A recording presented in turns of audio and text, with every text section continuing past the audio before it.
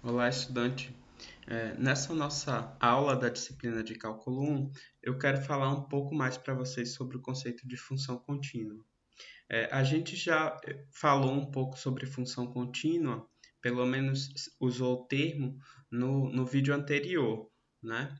Mas agora eu quero formalizar esse conceito, apresentar precisamente o que significa uma função ser contínua e apresentar alguns exemplos e propriedades desse tipo de função.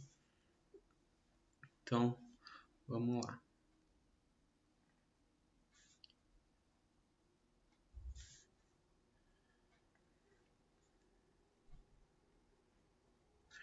Então, funções contínuas.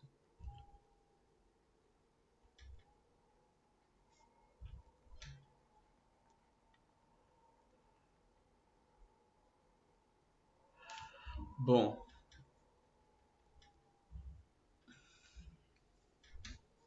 quando é que uma função é contínua? A gente fala de continuidade em um ponto primeiro. Então, uma função f de x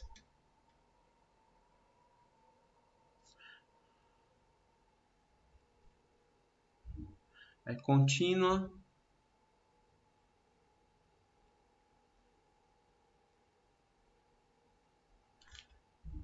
em x igual a x0 se o limite quando x tende a x0 de f de x for igual a f de x0. Então, o que está implícito aqui é que o limite quando x tende a x0 precisa existir, tá bom? Então, aí sim a gente pode falar que o valor do limite é igual ao valor da função no ponto, certo? Quando isso acontece, a gente diz que a função é contínua, ok? Então, a continuidade ela ajuda a gente a calcular limites. A gente vai ver mais para frente que, de fato, a maioria dos limites que a gente vai calcular, a gente vai usar a continuidade de alguma forma, tá bom? Embora nem todas as funções sejam contínuas. Então, como é que a continuidade aparece graficamente? Então, como é que fica no gráfico da função? Graficamente, existe uma noção intuitiva de continuidade, que é o seguinte: a função vai ser contínua quando o gráfico dela puder ser traçado sem tirar o lápis do papel, certo? Em particular, quando ela passa aqui por x0, você não tem nenhum tipo de salto, nem nada do tipo. Tá bom? Então aqui f de x, aqui o eixo x, aqui o eixo, certo? Essa aqui é contínua.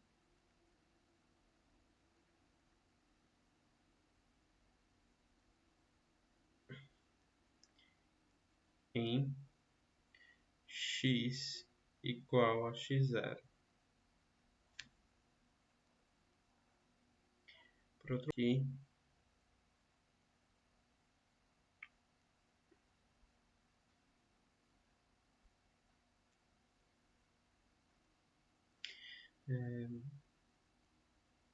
você tem aqui ponto x0 e aí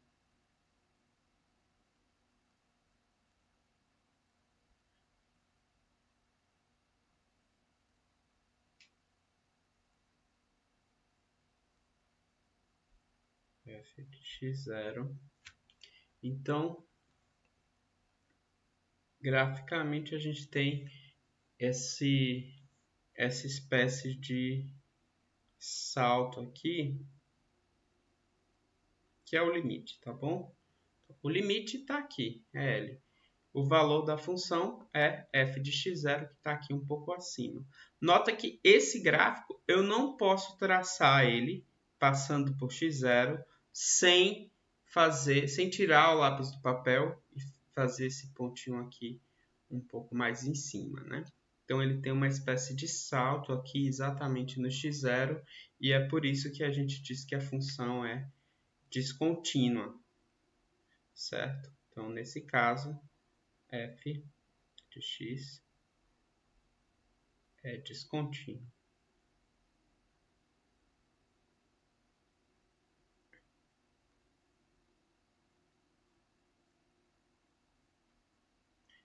Em x igual a x0.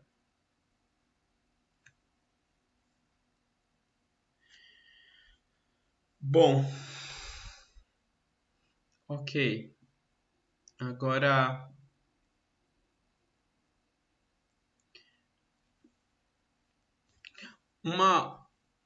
um outro conceito é o de a função simplesmente ser contínua. Então, a gente pode dizer que uma função é contínua, certo? Sem especificar qual é o ponto de continuidade, quando ela for contínua em todos os pontos do domínio.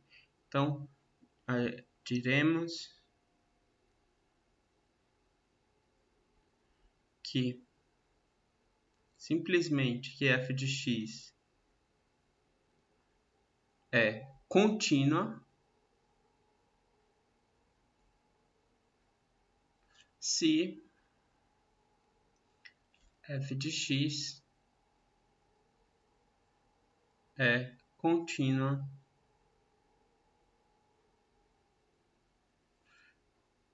em todos os pontos do domínio,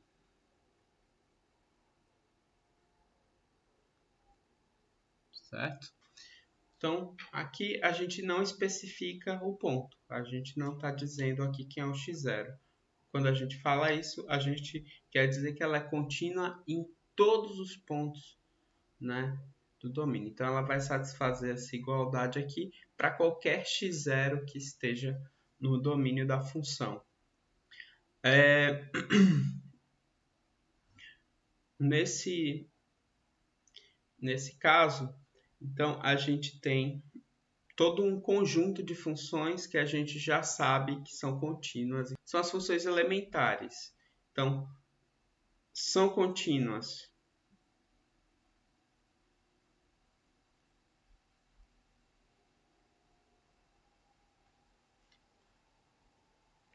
funções polinomiais,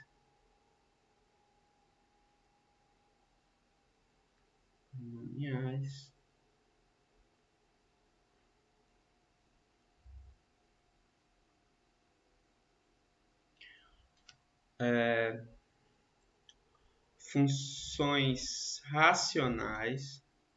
Aqui, dentro das funções polinomiais, eu incluo as funções constantes, né, que são funções polinomiais de grau zero, certo? Então, as funções polinomiais são contínuas, as funções racionais, ou seja, aquelas que são o quociente de dois polinômios, também são contínuas em todo o domínio.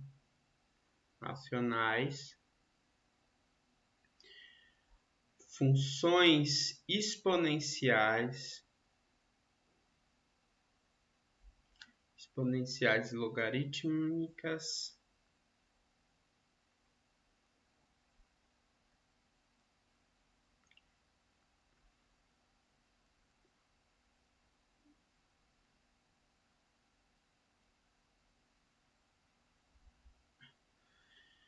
Funções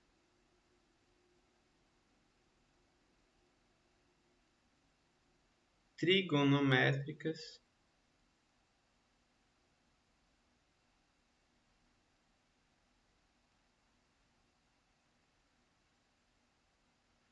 e suas inversas.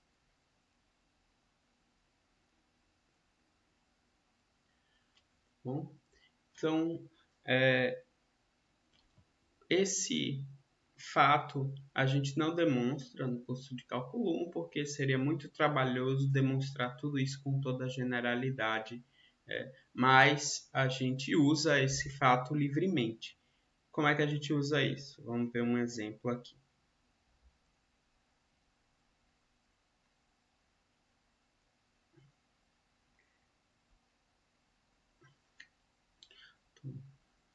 Calcule limite quando x tende a π de cosseno de x.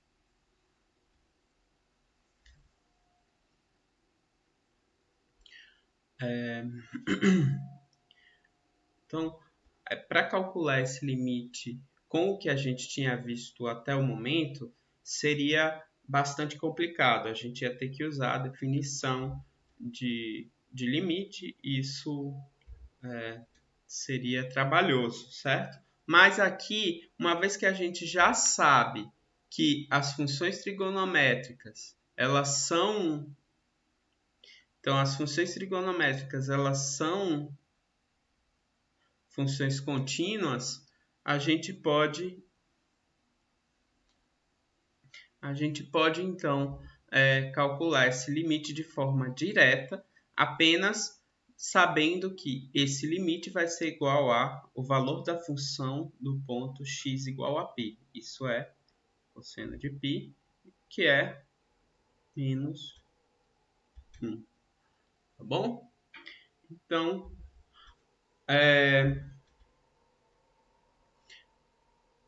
esse exemplo ele ilustra como a gente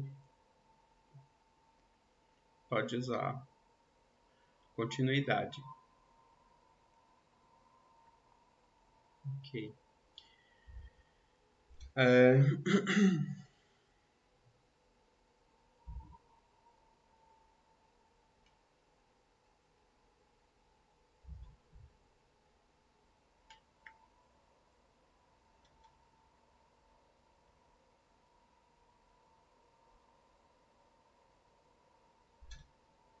Propriedades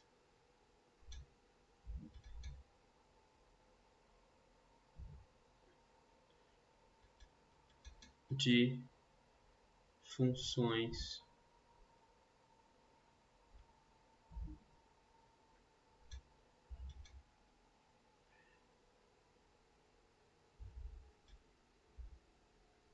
contínuas. Então, vamos ver algumas propriedades operacionais das funções contínuas. Então, sejam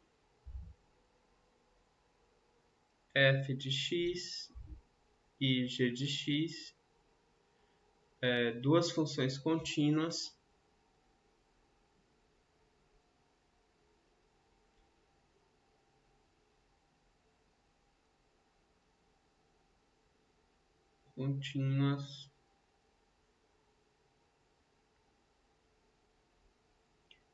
em x igual a x0.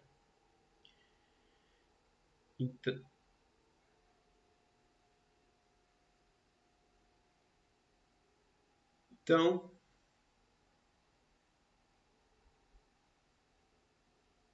f de x mais g de x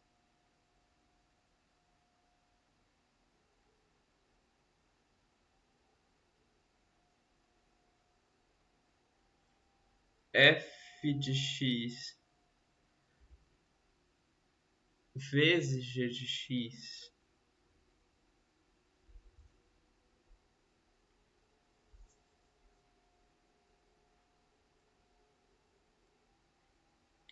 e f de x sobre g de x, se g de x0 for diferente de zero, são contínuas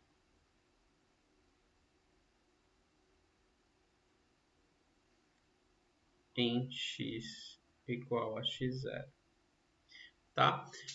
Isso aqui segue diretamente das propriedades de limites, tá bom?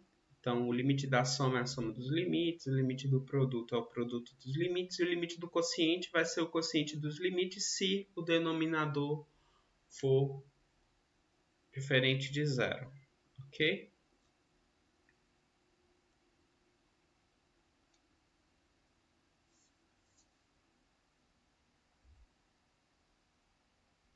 Outra propriedade importante para a gente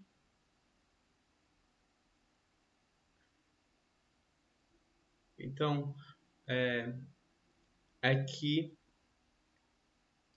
se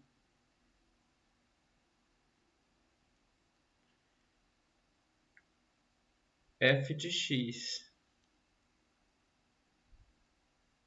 é contínua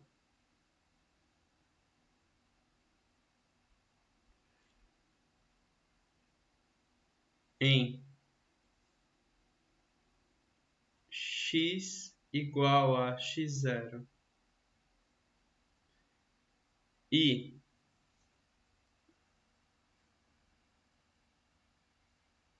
limite quando x tende a de g de x, isso aqui é igual a x0, então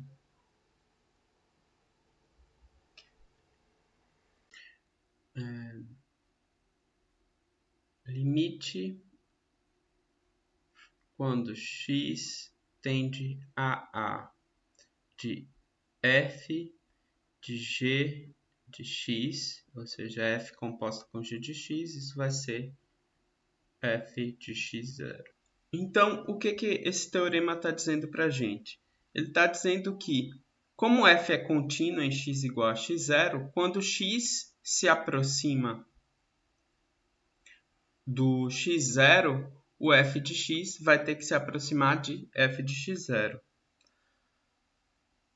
Então, uma vez que a gente sabe que quando x se aproxima de um certo a, o g de x se aproxima de x0, isso implica que o limite de f de g de x, quando x tende a, lembra que quando x tende a, o g de x se aproxima de x0, e quando então isso se aproxima de x0, a gente sabe que o f de x vai se aproximar do f de x0, ok? Então, basicamente é isso, é intuitivo até. Vamos demonstrar esse teorema. Demonstração. Dado epsilon maior que zero, existe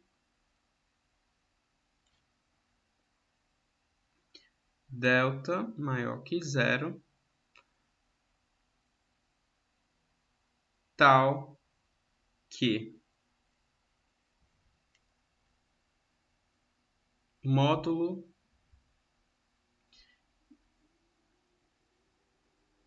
de x menos x0 menor que delta implica que módulo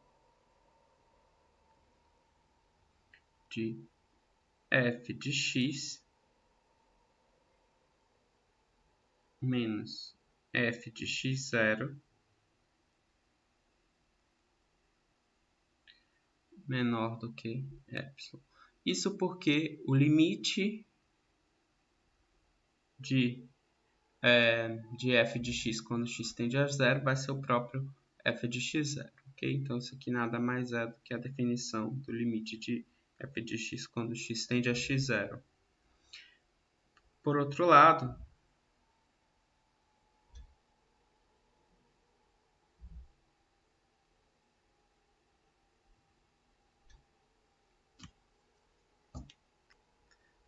dado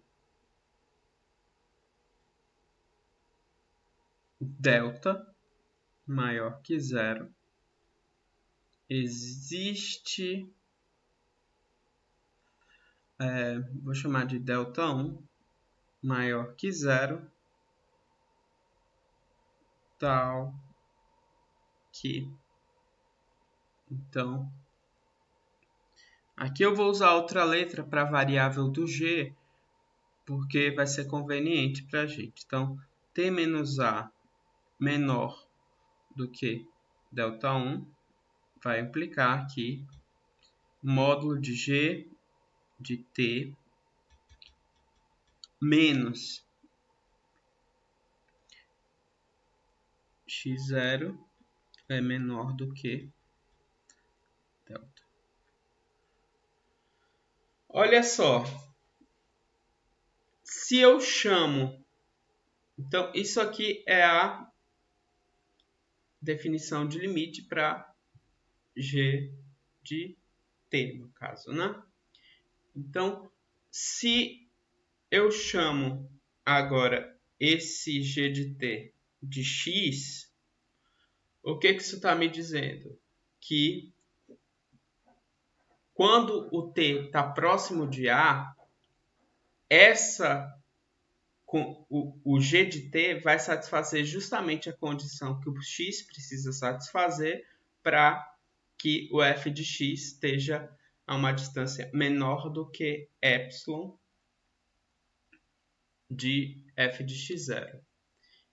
Ou seja, se t, a distância entre t e a for menor do que Δ1, isso implica que a distância entre g de t e x0 vai ser menor do que delta, mas isso implica que o módulo de f de... Aqui eu vou substituir aqui o t por o x por g de t.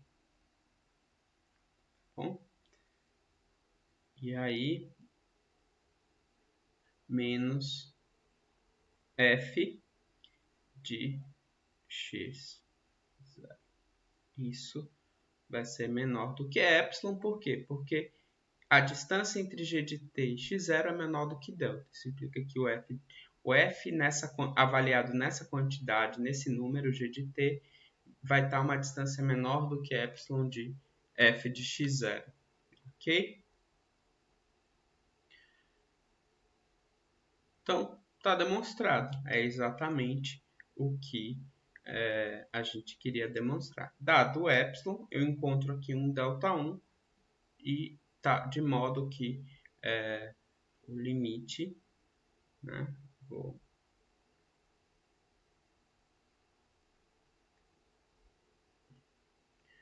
seja, limite f de g de t, que é a função composta, quando t tende a A, isso é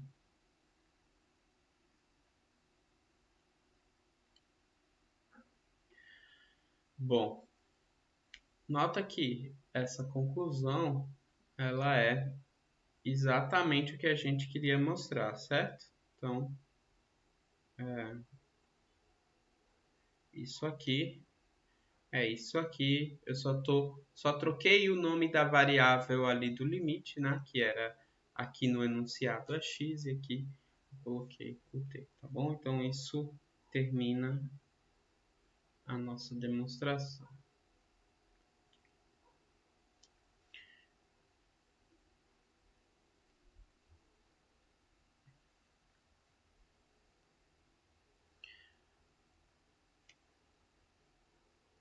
Ok.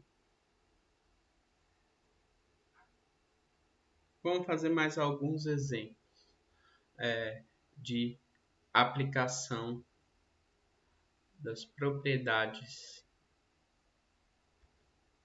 de limite.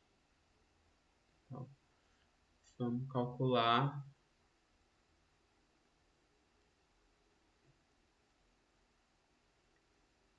limite de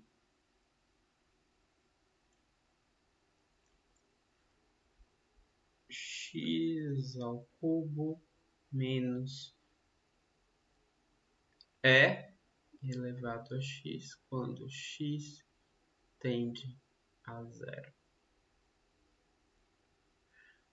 Então, esse limite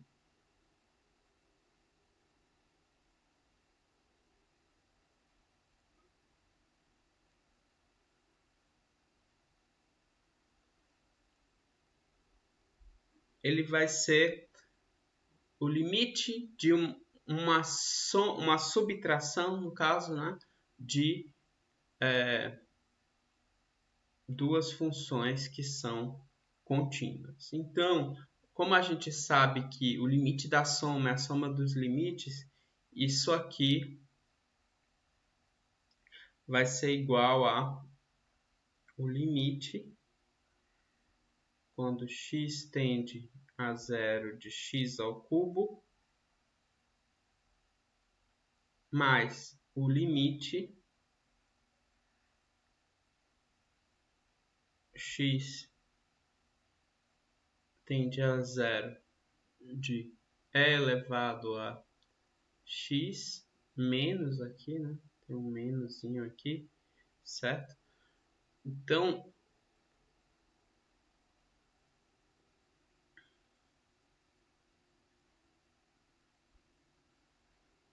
o menos, que é multiplicar essa função por menos 1, então eu posso tirar a constante aqui do limite, a constante menos 1, né?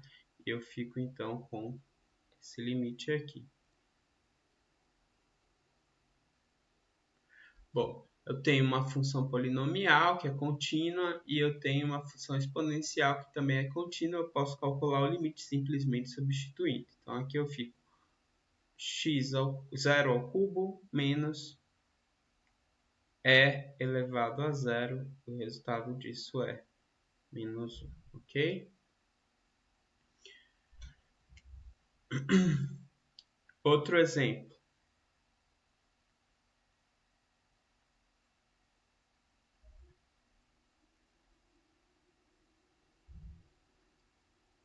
Calcule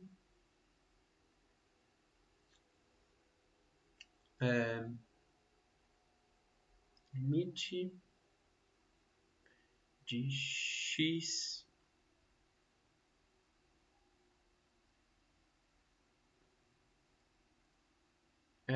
elevado a seno de x quando x tende a π sobre 2.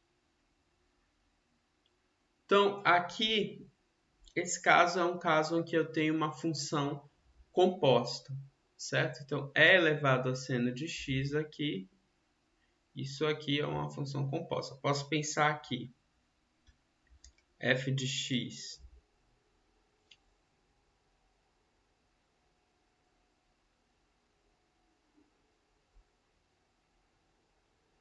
f de y é igual a e elevado a y, então essa é a minha primeira função. G de x vai ser seno de x. Então, na verdade, esse limite aqui, que eu quero calcular, esse limite aqui se torna o limite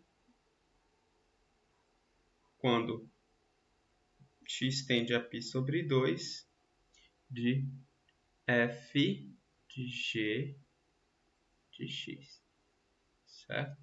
Que é, então, se você colocar aqui, você pega a função f, que é exponencial, e substitui no lugar do y o g de x, você fica exatamente com a função que está aqui circulada. Agora, a gente está, então, em condições de aplicar o teorema que a gente viu sobre funções compostas. A gente sabe que o limite de quando x tende a π sobre 2 de g de x, isso vai ser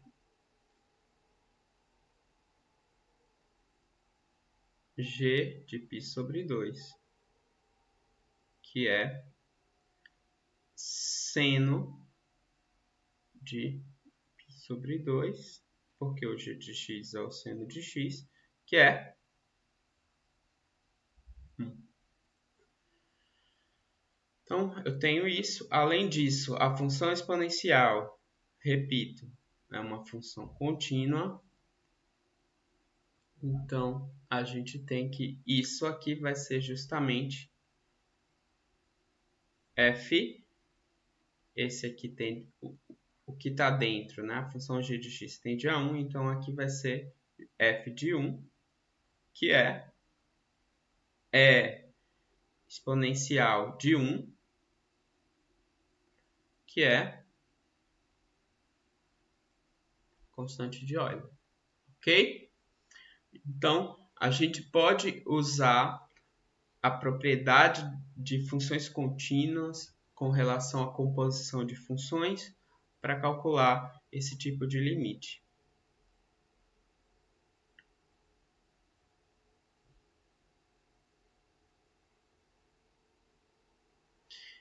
Porém, existem situações que são um pouco mais complicadas, certo? E a gente vai pensar sobre elas. Então, vou deixar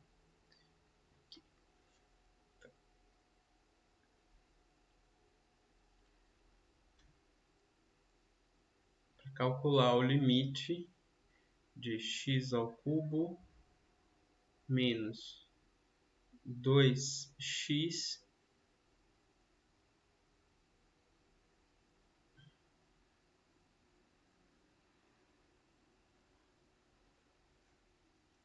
mais 1 sobre x menos 1 quando x tende a 1. Aqui a gente não pode aplicar diretamente a substituição. Por quê? Porque o denominador se anula. Então, essa função ela não está definida em x igual a 1. Então, o que a gente pode fazer com relação a esse tipo de função? Isso é uma coisa que a gente é um caso que a gente vai estudar um pouco mais para frente, mas o que eu quero destacar aqui para encerrar o nosso assunto de funções contínuas é que essa função não é contínua